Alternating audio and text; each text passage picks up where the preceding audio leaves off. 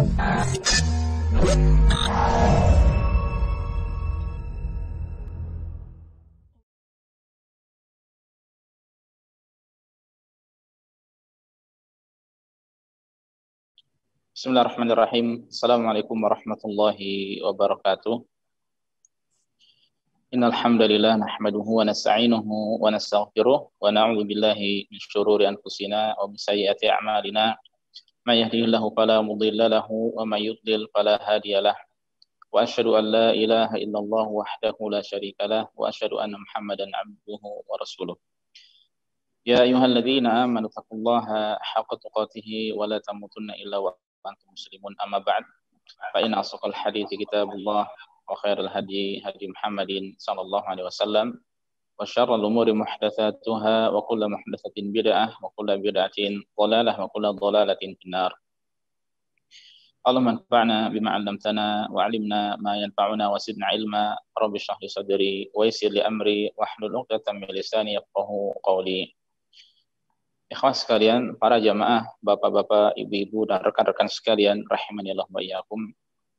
Alhamdulillah, segala puji senantiasa kita panjatkan pada Allah, di mana pada kesempatan kali ini kita kembali berjumpa, di mana insya Allah pada kesempatan kali ini kita akan melanjutkan pembahasan seputar amalan penyebab masuk surga yang akan kita bahas sebagaimana yang sudah kita ketahui, yaitu 40 hadis ya, yang menjelaskan tentang hal itu. Dan alhamdulillah kita sudah sampai kepada hadis yang ke-29 ya. Mana ini adalah bab yang menjelaskan ya banyak amalan-amalan tertentu. Kedua, salawat dan salam senantiasa kita alamatkan, kita sanjungkan pada suri teladan kita, Nabi dan Rasul kita Nabi Muhammad sallallahu alaihi wasallam. Langsung saja para jamaah, qala al-musannif ya, penyusun buku ini ya, beliau mengatakan al-hadits at-tasi' wal 20, hadis ke-29. Kita baca hadisnya. An Shaddad ibni Ausin radhiyallahu anhu anin Nabi sallallahu alaihi wasallam. Dari Shaddad bin Aus, dari Nabi, beliau bersabda, Sayyidul istighfar an taqul. Sayyidul istighfar ya, sayyid itu artinya adalah pemimpin, penghulu ya. Ini adalah sayyid. Dan ini ternyata pemimpin dari istighfar ya. Dari beberapa lafaz istighfar, ini yang paling top ya, yang paling bagus. Karena ya, sebagaimana dikatakan oleh Hatibi ya, bahwa ini mencakup menjamak banyak dari makna taubat ya. Yang kemudian akhirnya dipinjamlah istilah sayyid. Yang secara asalnya sayyid ini artinya adalah ar-rais ya, pemimpin. Ya, dan seseorang ya ketika membutuhkan sesuatu ya atau perkara, menyelesaikan perkara, maka yang dituju adalah pemimpin tersebut ya. Dia bertanya kepada pemimpin itu ya, minta solusi dan hal-hal semacamnya. Oleh karenanya seorang ketika dia ya beristighfar, hendaknya dia merujuk atau kembali kepada kalimat ini, sayyidul istighfar. Dan ini adalah ya yang terbaik ya dari lafaz-lafaz istighfar yang ada. Sayyidul istighfar an taqul. Sayyidul istighfar ya, yaitu engkau mengucapkan Allahumma anta rabbi la ilaha illa anta khalaqtani wa ana 'abduka wa ana 'ala ahdika wa wa'dika mastata'tu. A'udzu bika min syarri ma sana'tu abu'u laka bi ni'matika 'alayya wa abu'u laka bi dzambi. Atau di sini wa abu'u bi dzambi. Faghfirli innahu la yaghfiru dzunuba illa ant. Ini kalimat ya adalah disebut dengan sayyidul istighfar. Sebelum kita jelaskan keutamaan dari kalimat ini, keutamaan seorang mengucapkan kalimat ini, kita bahas kata per kata terlebih dahulu. Sayyidul istighfar yaitu engkau mengucapkan Allahumma ya Allah, anta rabbi, engkau adalah Rabbku, engkau adalah Rabbku, la ilaha illa anta. Ini pengakuan berarti Rabbi, bahwa Allah adalah maha ya segala-galanya. Ya, secara rububiyah Allah Maha menciptakan, Maha memberi rezeki, Maha menghidupkan, mematikan, ya, mengatur alam semesta. Ini kita mengakui akan hal tersebut. La ilaha illa anta, tiada sesembahan yang hak kecuali hanya engkau semata. Ya, ini berarti secara uluhiyah, ya. Secara peribadatan, segala macam ibadah kita tujukan hanya kepada Allah semata, tidak boleh kepada selainnya. Entah itu salat, entah itu umrah, entah itu haji, tilawah Al-Quran, zikir, menyembelih, nazar, sumpah, dan ibadah-ibadah yang lainnya, baik yang lahir maupun yang batin, baik berupa perbuatan maupun ucapan, maka kita tujukan hanya kepada Allah Subhanahu wa taala semata. Khalaqtani. Nah, ini pengakuan, engkau telah menciptakan diriku. Ya, engkau telah menciptakan diriku, pengakuan bahwa yang menciptakan kita adalah Allah Subhanahu wa taala. Ya. Kita tidak muncul dengan sendirinya, tapi ada yang Maha menciptakan, yaitu Allah. Wa ana 'abduka wa ana 'ala 'ahdika wa wa'dika mastata'tu, dan aku adalah hambamu. Ya. Engkau telah menciptakan aku dan aku adalah hambamu. Pengakuan bahwa kita semuanya adalah hamba Allah, milik Allah, adalah milik Allah. Wa ana 'ala 'ahdika, dan aku di atas perjanjianmu, wa wa'dika, ya, dan janjimu. Ya, jadi dan aku di atas perjanjianmu, dan aku di atas perjanjianku terhadapmu, wa wa'dika, dan di atas janjimu terhadapku. Ya, mastata'tu, ya, semampuku, ya, sesuai dengan kemampuanku. Nah, ini maksudnya apa? Yang pertama, ya, wa ana 'ala ahdika, dan aku di atas perjanjianmu, ya. Ini berarti, ya, janji kita terhadap Allah Subhanahu wa taala adalah tunduk kepadanya semata, ya. Yaitu mentauhidkan Allah Subhanahu wa taala semata dan menjauhi segala peribadatan, ya, dari selain Allah. Ya, hanya beribadah kepada Allah semata, taat pada Allah. Nah, ini perjanjian seorang hamba terhadap Allah, ya, yang masing-masing hamba sudah diambil perjanjian tersebut sebelum dia diciptakan. Nah, ini kita, ya, berjanji akan hal tersebut, ya. Kita berjanji untuk mentauhidkan Allah, untuk taat pada Allah Subhanahu wa taala. Dan apabila itu kita tepati, ya, maka wa wa'dika, dan aku di atas janjimu atasku, ya. Apa itu janji Allah? Ya, janji Allah adalah siapa yang tidak menyekutukan Allah dengan sesuatu apapun, maka Allah Subhanahu wa taala tidak akan menyiksanya. Siapa yang tidak berbuat kesyirikan, ya, maka Allah Subhanahu wa taala akan masukkan hamba tersebut ke dalam surga, ya. Sekali lagi, ya, siapa yang tidak menyekutukan Allah dengan sesuatu apapun, janji Allah adalah surga. Ya. Jadi harus ditepati dulu perjanjian kita terhadap Allah, ya, maka Allah akan menepati janjinya atas kita, atas hamba-hambanya. Ya. Janji kita, perjanjian kita yang kita ambil adalah kita mengesahkan Allah, mentauhidkan Allah semata, tidak menyekutukannya dengan sesuatu apapun. Kemudian melaksanakan kewajiban-kewajiban, ketaatan-ketaatan yang Allah wajibkan atas kita. Dan ketika itu ditepati, maka Allah tidak akan mengazab hambanya yang menepati, ya, yang menunaikan janji tersebut, ya. Mastata'tu, ya, ini kita melaksanakan hal itu, ya, sesuai dengan kemampuan, ya. Jadi ketika kita melaksanakan ibadah pada Allah semata, ya, menjauhi kesyirikan pada Allah, melaksanakan kewajiban-kewajiban, maka itu sesuai dengan kemampuan kita, ya. Dan ini menunjukkan bahwa kita, ya, ada kemampuan, tapi kemampuan kita sangat terbatas. Antara satu dengan yang lainnya berbeda kemampuannya, ya. Yang kemudian ini menunjukkan bahwa hamba itu lemah. Hamba itu lemah. Dan hamba itu, ya, la haula wala quwata illa billah. Tiada daya dan kekuatan kecuali, ya, dengan pertolongan dari Allah Subhanahu wa taala semata, ya.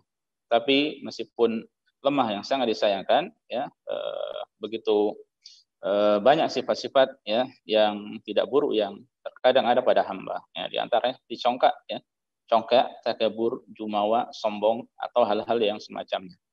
Nah, ini kita mohon pada Allah dari sifat-sifat yang buruk, ya, dan kita berusaha untuk menjauhinya mastata'na, semampu kita, semaksimal mungkin, ya, sesuai dengan usaha kita. Kemudian a'udzubika min syarri ma sana'tu, ya, aku berlindung kepadamu dari keburukan, kejahatan apa yang aku perbuat. Ya. Aku berlindung kepadamu dari keburukan, kejahatan perbuatanku. Nah, kita mohon perlindungan pada Allah. Ya. Realitanya tidak semua yang kita amalkan itu adalah amal baik, ya, amal soleh. Tapi ya, sebagiannya adalah amal yang tidak baik. Ya. Amal yang merupakan bentuk pelanggaran terhadap syariat. Ya. Kemaksiatan pada Allah. Ya. Kemaksiatan pada Rasulullah. Ya. Kezaliman terhadap Allah. Kezaliman terhadap orang lain. Kezaliman terhadap diri sendiri. Ya. Karena kita mohon perlindungan pada Allah, ya, dari keburukan itu semua. Ya. Dari keburukan itu semua. Ya. Dan di antara cara, ya, untuk menghindari amalan-amalan yang buruk, ya, kalimat-kalimat yang buruk adalah berusaha untuk senantiasa membersihkan hati, membersihkan diri kita, ya, secara lahir ketika ingin baik kita berusaha untuk membersihkan batin kita. Ya. Ingat Rasulullah SAW mengatakan, ya, di awal-awal dari khutbah hajah, ya, bagaimana bunyinya? A'udzu billahi min syururi anfusina, ya, wa na'udzubillahi minasyururi anfusina wa min sayyiati a'malina. Kami berlindung kepada Allah dari kejahatan atau keburukan jiwa-jiwa kami dan keburukan atau kejahatan amalan-amalan kami. Ya. Karena amalan-amalan yang buruk itu adalah buah dari, ya, hati yang buruk, dari batin yang buruk. Oleh karenanya, ya, kita berdoa mohon pada Allah semoga akhlak kita diperbaiki, ya, batin kita diperbaiki, hati kita diluruskan, niat kita dibaguskan, ya. Yang kemudian dengan hal tersebut, ya, semoga lahir kita pun semakin baik, ya, amalan-amalan lisan, amalan-amalan anggota badan, ya, semakin baik, dan itu yang kita harapkan. Kemudian abu'u laka bi ni'matika alayya, ya, abu'u yaitu secara bahasa artinya kembali. Namun yang dimaksud di sini adalah a'tarifu, yaitu mengakui, ya. Aku mengakui, ya, kembali kepadamu dengan nikmatmu atasku, itu mengakui akan nikmat Allah atas kita.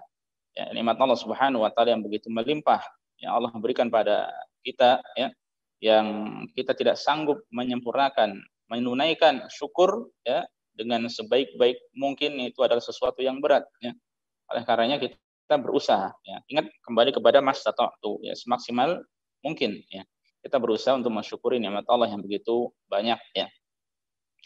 Dari apa yang ada di anggota tubuh kita, ya, itu adalah nikmat yang melimpah, ya. Kemudian juga dari apa yang kita rasakan di sekitar kita, ya. Belum lagi nikmat yang berupa harta, ya, keluarga dan lain sebagainya. Begitu banyak nikmat Allah, ya.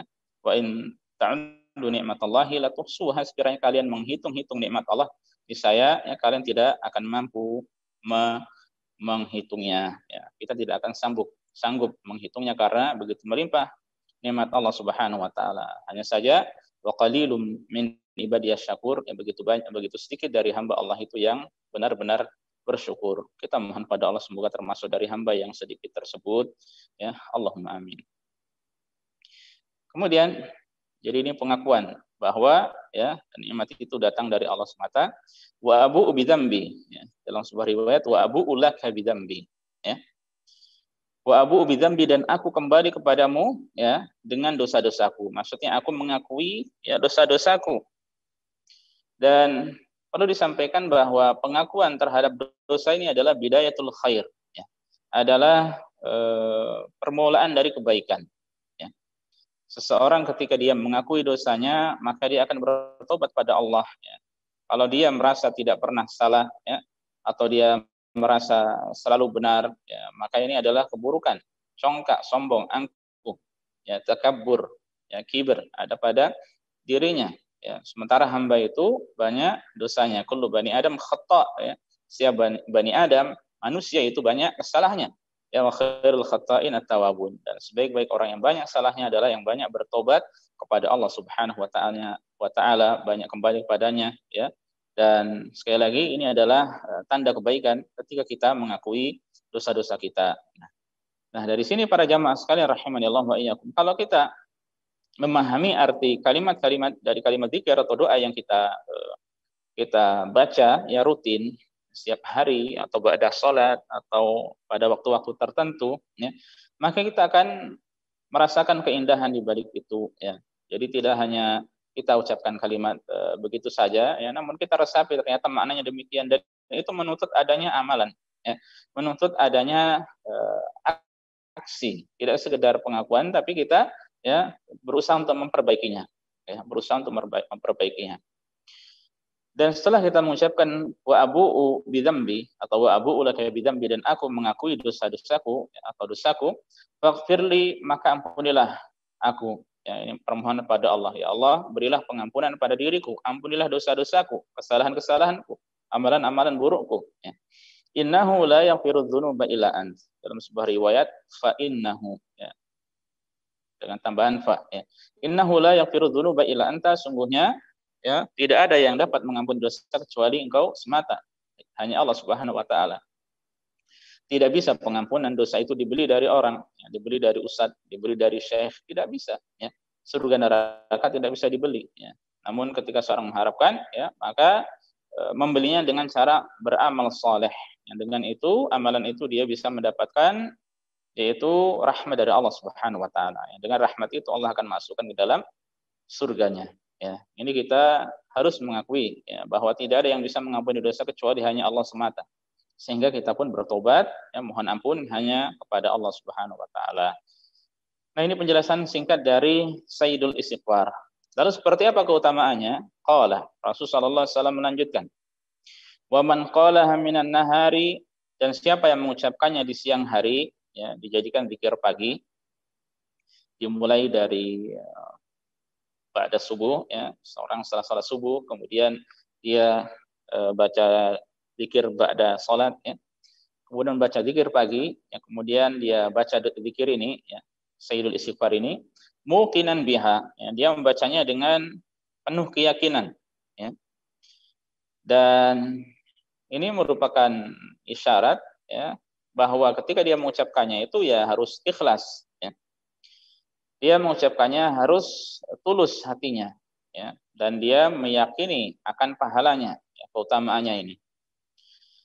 Ya, kita ulangi. Barang siapa yang mengucapkannya di siang hari, dia yakin biha, ya, terhadap Sayyidul Istighfar ini, famata min yaumihi qabla an yumsiya, lalu dia meninggal dunia pada hari itu sebelum tiba waktu sore, fahuwa min ahlil jannah, maka dia dijamin, ya, termasuk dari penghuni surga, ya, mengucapkan kalimat ini. Wa man qalah minal lail, dan siapa yang mengucapkannya di malam hari, di sore hari, ya, zikir sore hari dimulai ba'da salat asar, ya, pada salat asar. Sebagian ulama mengatakan ba'da zuhur itu sudah termasuk dari masa juga, ya, waktu masa, waktu sore. Ya, namun yang utamanya ya dibaca pada itu setelah asar. Wa huwa muqinun biha, dan dia mengucapkannya dengan penuh keyakinan, ya, dengan ikhlas, tulus, ya. Fama taqabla an yusbiha, lalu dia meninggal dunia sebelum tiba waktu pagi keesokan hari, wa huwa min ahlil jannah, maka dia termasuk dari penghuni surga, ya. Nah, ini janji dari Rasulullah sallallahu alaihi wasallam, hadis yang sahih, ya, yang diriwayatkan oleh Al-Bukhari dan yang lain, ya, keutamaan yang besar bagi orang yang mengucapkan Sayyidul Istighfar. Dan secara singkat ada beberapa faedah yang perlu disampaikan, ya. Yang pertama adalah keutamaan doa, berdoa dengan Sayyidul Istighfar, dan bahwa waktunya adalah pada pagi dan sore hari, ya. Pada pagi dan sore hari, ya. Jadi disyariatkan dalam sehari seorang membaca sebanyak dua kali, ya. Kemudian sebagaimana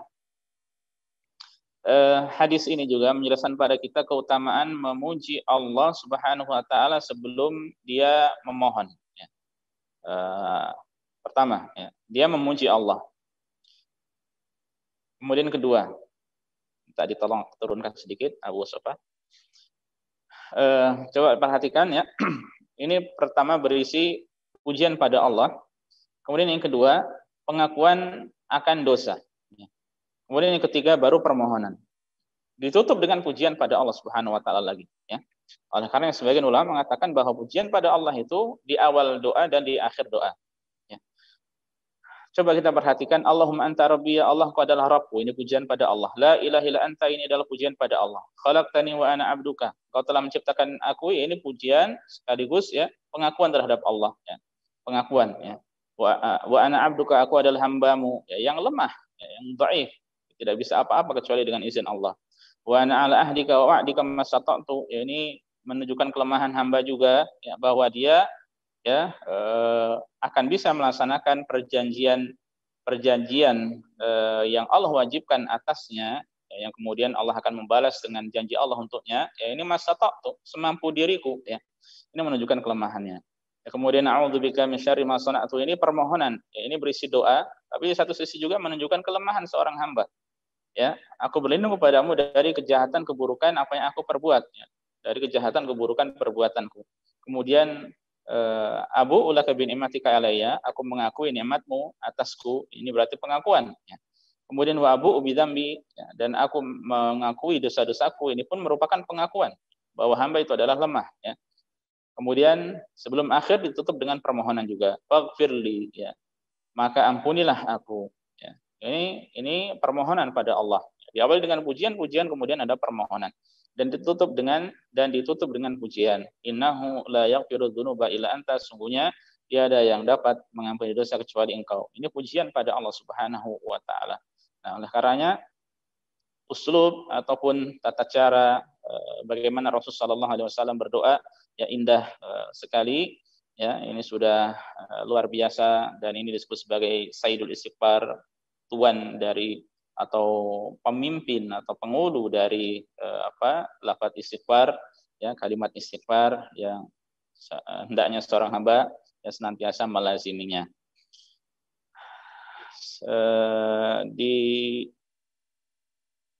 Kemudian ya, selain dari itu, di antara keutamaannya juga adalah, atau di antara faedahnya yang menunjukkan bahwa seorang hamba hendaknya dia memperbanyak istighfar ya. Selain Sayyidul Istighfar, dia memperbanyak istighfar yang lainnya.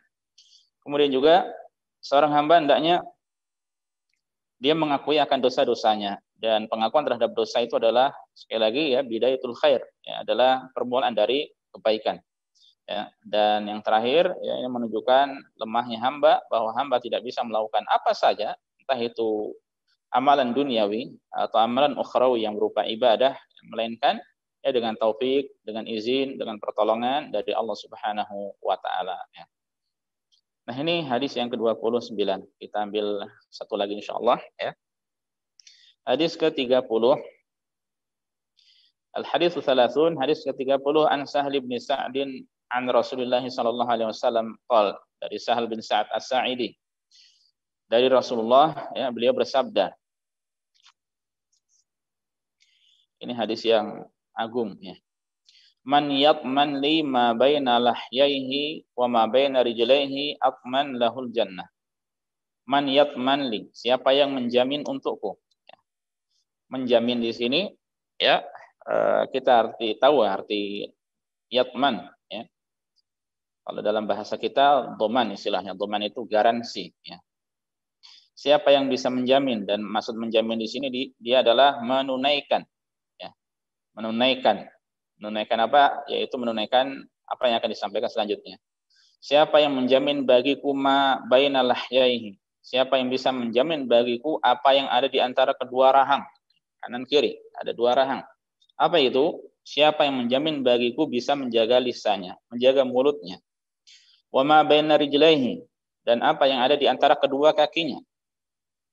Dan yang dimaksud ada di antara kedua kaki adalah yaitu kemaluan ya, kehormatannya. Siapa yang bisa menjamin bagiku ya, dengan meninggalkan kemaksiatan pada dua hal tersebut ya, yaitu kemaksiatan pada lisan ya, dan kemaksiatan pada kemaluan, maka kata Rasul sallallahu alaihi wasallam ya, tadi syaratnya ketika dipenuhi, maka jawaban dari syarat itu adalah atman lahul jannah, maka aku jamin ya, aku jamin baginya surga ya. Maka aku jamin baginya surga. Nah, para jamaah sekalian rahimanillah wa iyyakum ya, ini kalimat yang pendek, yang indah. Namun untuk mengamalkannya butuh kesungguhan dari kita ya. Butuh kesungguhan. Dan yang dimaksud sekali lagi, ya, ketika seorang bisa meninggalkan kemaksiatan pada lisan dan pada kemaluan. Dan untuk masalah kemaksiatan pada lisan, ya, bisa berarti berupa perkataan, ucapan, atau demikian pula makan minum dari yang haram, ya, itu pun harus ditinggalkan. Adapun masalah kemaluan, ya, berarti meninggalkan perzinaan, ya. Dia menempatkan, ya, kemaluannya di tempat yang telah dihalalkan oleh Allah Subhanahu wa taala. Ya. Dia tidak menempatkan di tempat yang Allah haramkan. Maka ketika itu terpenuhi, baginya surga. Ya. Maka ketika itu terpenuhi, maka sekali lagi baginya surga.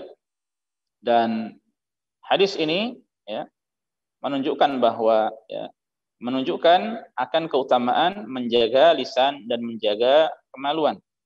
Bahwa orang yang menjaga keduanya, maka dia akan diganjar dengan surga oleh Allah Subhanahu wa taala. Hanya saja memang realitanya, ya, sebagaimana dikatakan Ibnu Battal, ya, bahwa hadis ini menunjukkan bahwa cobaan, ya, yang paling berat bagi seorang hamba, ya, di dunia ini adalah pada lisan dan kemaluan. Ya. Ini cobaan yang begitu berat pada lisan dan kemaluan. Ya. Lidah yang tidak bertulang, ya, namun bisa menjadi petaka bagi seorang hamba. Ya. Bisa jadi seorang mengucapkan kalimat yang dia tidak memahami begitu dalam kalimat itu, tapi bisa menjadi apa? Penyebab baginya neraka. Alhamdulillah min dzalik.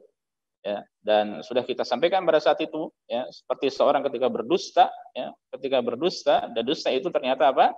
Innal kadziba yahdi ilal fujur, bisa membawa kepada kefajiran.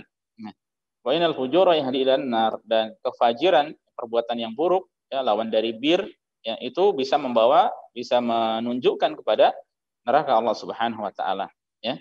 Dan kita sangat bisa merasakan akan hal ini, bagaimana beratnya untuk menjaga lisan, ya. Demikian pula untuk menjaga kemaluan, ya. Namun alhamdulillah ada solusi-solusi halal yang Allah sampaikan, atau yang Rasulullah SAW jelaskan, ya, untuk masalah agar tidak terjatuh kepada perzinaan, ya, tentu saja, ya, hendaknya dia mencari, ya, cara yang halal, ya. Dia mencari cara yang halal, ya. Dan bagi orang yang tidak memiliki atau belum memiliki bekal, maka hendaknya dia berpuasa. Bahkan ketika dia ingin mencari solusi yang halal dan tidak mendapatinya, maka dia berhak, ya, dia tidak mendapati biaya, maka dia berhak mendapatkan zakat, ya. Yang dengan zakat tersebut kemudian dia gunakan untuk menikah. Dan untuk masalah lisan, ingat sabda Rasul sallallahu alaihi wasallam, "Man kana yu'minu billahi wal yawmil akhir falyaqul khairan aw liyasmut." Siapa yang beriman pada Allah dan hari akhir, hendaknya dia berkata baik atau diam, ya. Diam satu kalimat, ya, tapi ini bisa menjawab diam satu perbuatan, ya, atau bukan aksi, ya. Apa kita katakan? Ya, tidak ada satu kalimat terucapkan keluar dari lisan, tapi ini bisa menjawab ribuan pertanyaan. Ya, diam, ya. Seorang diam, tapi ternyata diam itu tidak mudah, ya. 2 tahun, ya, seorang anak itu belajar berbicara, ya, namun dia butuh bertahun-tahun untuk bisa diam. Kita semuanya belajar, bisa jadi kita katakan belajar seumur hidup untuk bisa diam, ya. Diam yang bagus, diam yang terpuji, diam yang bisa mendatangkan keuntungan baginya di sisi Allah Subhanahu wa taala. Kaum muslimin, para jamaah sekalian, bapak-bapak, ibu-ibu, dan rekan-rekan, azani Allah wa iyyakum, semoga senantiasa dimuliakan oleh Allah Subhanahu wa taala. Ini 2 hadis yang bisa kita sampaikan pada kesempatan kali ini, ya, 29 dan 30. Ya, semoga bermanfaat bagi kita semuanya, ya. Wallahu taala a'lam wa sallallahu ala nabiyyina Muhammad. Barakallahu fikum Ustaz, jazakallahu khair atas ilmu dan faedah yang sangat bermanfaat insyaallah buat kami semua. Buat bapak-bapak, ibu-ibu yang mau bertanya silakan, bisa langsung atau melalui chat room. Kami persilahkan. Nah, Ustaz, sambil menunggu, ini ada pertanyaan singkat. Kalau Sayyidul Istighfar itu apa boleh dibaca selain zikir pagi petang? Apakah Sayyidul Istighfar itu boleh dibaca selain pada zikir pagi dan petang? Ya. Yang saya ketahui, wallahu a'lam, ya, untuk lafaz-lafaz zikir yang sudah ada waktunya, ada penentuan waktunya, ya, maka dia boleh dibaca di waktu-waktu yang lain selama tidak dijadikan sebagai kebiasaan. Ya.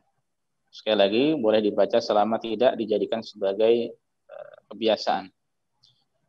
Ketika dia jadikan sebagai kebiasaan pada waktu-waktu tertentu, ya, maka ini semacam ada isyarat atau apa ya, yang semacam isyarat lah kita katakan, yang seakan-akan dirinya itu kurang puas dengan apa yang disampaikan oleh Rasul Shallallahu Alaihi Wasallam dari dua atau tiga waktu yang sudah ditentukan. Kalau dalam hal ini berarti pagi dan sore. Nah, jadi kalau sekali, ya, insya Allah tidak mengapa.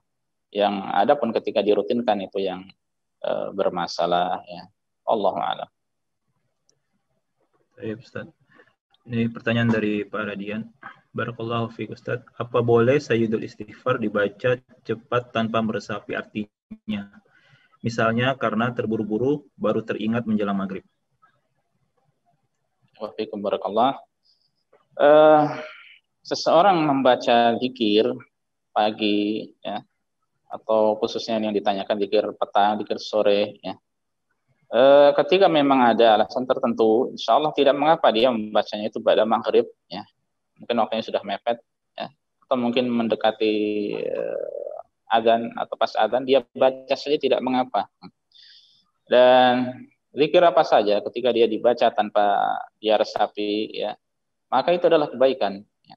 Hanya saja yang diharapkan seorang hamba, ya, ataupun ketika dia ingin mengharapkan pahala yang lebih sempurna, ya, dan itu bisa berpengaruh pada dirinya, adalah dibaca dengan apa?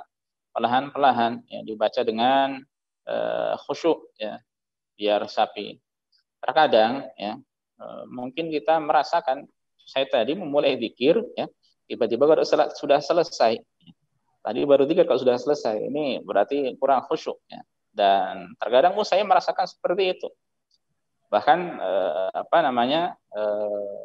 itu tidak hanya sekali dua kali, ya. Terkadang bisa jadi berkali-kali, ya. Nah, ini yang sangat disayangkan, ya, yang sangat disayangkan yang terjadi pada diri kita terkadang seperti ini. Oleh karenanya, maka luar biasa ketika seorang bisa membacanya dengan diresapi, ya, di khusyuk, ya, fokus, ya, maka itu pahala lebih baginya, ada faedah lebih baginya. Wallahu ta'ala alam. Baik. Pertanyaan lagi, Ustadz, dari Umhat di chatroom. Assalamualaikum. Ustadz, kalau kita berbicara mengingatkan tentang suatu kemungkaran dalam satu grup, dan kita tahu bahwa akan menjadi perdebatan, apakah lebih baik kita diam supaya tidak memancing perdebatan? Jazakumullah khairan. Gimana? Kalau kita mau mengingkari suatu kemungkaran yang ada di suatu grup, ya, apakah lebih baik diam atau disampaikan gitu, ya? Iya, daripada memancing perdebatan. Ya, kalau disampaikan mungkin bisa menjadi perdebatan, tapi kalau apakah diam lebih baik? Bila itu, ya, bila disampaikan menjadi perdebatan. Baik, ya, barakallahu fiik. Sebelumnya tadi Assalamualaikum warahmatullahi.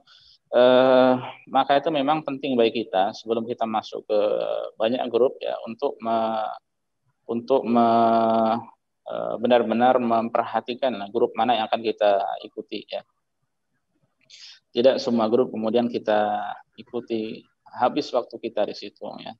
Meskipun sekiranya itu semuanya adalah grup masyayikh, para ulama, ya. Tidak mudah kita untuk mengikuti semuanya. Oleh karenanya beberapa grup yang memang penting ikuti, ya. Kalau memang kurang penting atau kurang bisa mengambil faedah darinya, maka izin dengan baik keluar, ya, izin dengan baik keluar. Dan di antara grup yang tidak baik, ya, atau kurang baik ketika grup itu, ya, banyak debat-debatnya, ya, banyak perdebatan, ya. Ketika ingin diskusi, ya, diskusi dengan baik, ya, silakan. Tapi namanya diskusi dengan tulisan itu kurang efektif, ya. Makanya suruh telepon-teleponan, ya ngobrol bareng, itu baru diskusi yang bagus ya. Kita pun tahu bagaimana raut mukanya. Ya, terkadang bahasa tulisan itu bisa dipahami apa dengan hal yang lainnya, dengan negatif ya. Nah, oleh karenanya grup yang banyak diskusi-diskusi yang sampai perdebatan itu grup yang saya khawatirkan ya tidak ada berkah atau kurang berkah ya. Dan adapun ketika anggap saja kita ada di dalamnya, kemudian sebagai bentuk pengingat, maka tugas orang yang mengingatkan hanya menyampaikan saja. Ya, adapun selanjutnya terima atau tidak terima, maka bukan tugas kita lagi. Jadi sekedar ingatkan perdebatan apa yang terjadi, ya tidak perlu ditanggapi, ya tidak perlu ditanggapi. Dan saya termasuk orang yang kurang suka dengan diskusi panjang di grup, ya diskusi panjang di grup, ya maka itu banyak menghabiskan waktu, ya. Kemudian itu membuat gerah juga orang-orang yang ada di dalamnya.